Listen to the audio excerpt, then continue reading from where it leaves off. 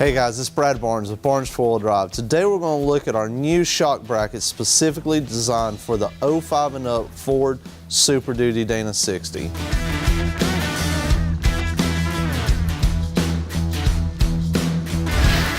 These new 60s found in the Super Duties are really a great platform to build from on your rig.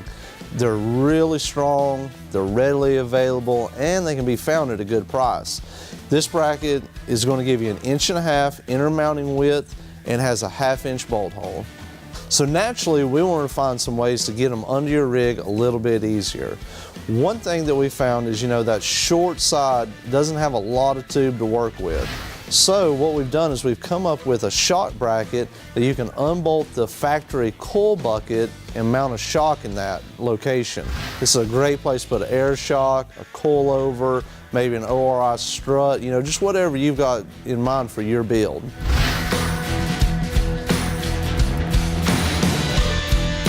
Hey, thanks for watching our video. Be sure to like and subscribe, and hopefully we'll see you out on the trail soon.